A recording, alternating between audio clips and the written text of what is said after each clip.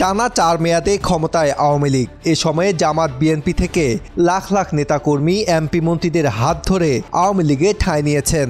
খোলস বদল করে তারা রাতারাতি বাগিয়ে নিয়েছেন দলীয় পদপদবীও।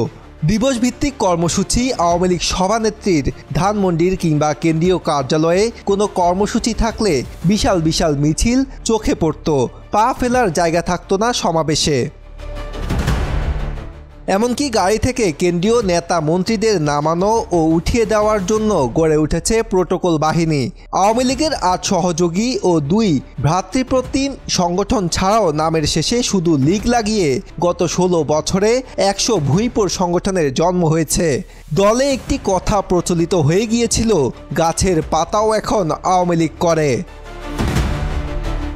দলীয় সূত্রমতে টানা ১৫ বছর ক্ষমতায় থাকার পরেও এ ধরনের একটি ধাক্কা কেউ দিতে পারে, এটা ছিল কল্পনার বাইরে। সমন্বয়হীনতা ছিল চারদিকে। সঠিক সময়ে সঠিক নির্দেশনা পাননি কর্মীরা। ভেঙে পড়ে দলের চেইন অব কমান্ড।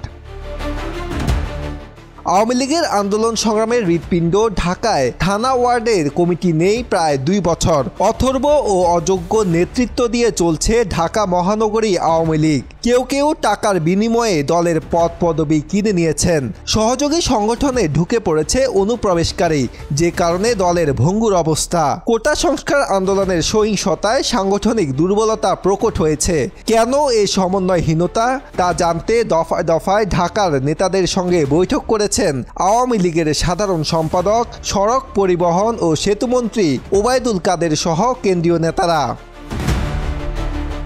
এখন খোদ দলের ভিতরেই প্রশ্ন উঠেছে, এত আওয়ামী লীগ গেল কোথায়? যারা মাঝে মাঝেই নিজেদের মধ্যে বা পরস্পর দ্বন্দ্বে জড়িয়েছেন, এমনকি সশস্ত্র সংঘাতেও লিপ্ত হয়েছেন টেন্ডার, ইজারা ইত্যাদির ভাগ বাটোয়ারা নিয়ে, সেগুলো কি শুধুই ক্ষমতার জন্য, নাকি ক্ষমতার আড়ালে হারিয়ে গেছে আওয়ামী লীগ?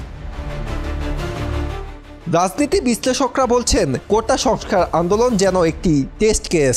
টানা ৩ মেয়াদ শেষ করে চতুর্থ মেয়াদের ৭ মাস পার করতে যাচ্ছে আওয়ামী লীগ। ক্ষমতায় থাকার ফলে ক্ষমতা কেন্দ্রিক রাজনীতির কারণে আওয়ামী লীগের যে মাঠের রাজনীতি তা সংকুচিত হতে হতে প্রায় নিঃশেষিত।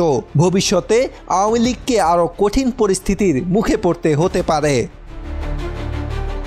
প্রশ্নের উত্তর খুঁজতে গিয়ে আওয়ামী লীগের অনেক নেতাই স্বীকার করেছেন, শুধু রাজধানীতে নয়, সারা দেশেই আওয়ামী লীগের অবস্থাটা এরকম।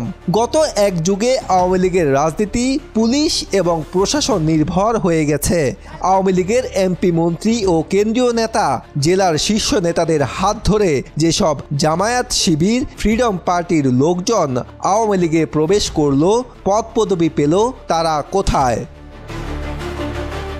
রাজনীতি বিশ্লেষকরা বলছেন, অতিভক্ত সরকারি আওয়ামী লীগ এবং অনুপ্রবেশকারী আওয়ামী লীগ দিয়ে সংকটে আওয়ামী লীগ কখনো দাঁড়াতে পারবেন না। কোটা সংস্কার আন্দোলন তা চোখে আঙ্গুল দিয়ে প্রমাণ করে দিল। আর এই কারণেই আওয়ামী লীগের ত্যাগী পরীক্ষিত নেতাকর্মীরা মনে করছেন, কোটা সংস্কার আন্দোলনের ঘটনা তাদের চোখ খুলে দিয়েছে। আজহারুল ইসলাম, বাংলাদেশ প্রতিদিন।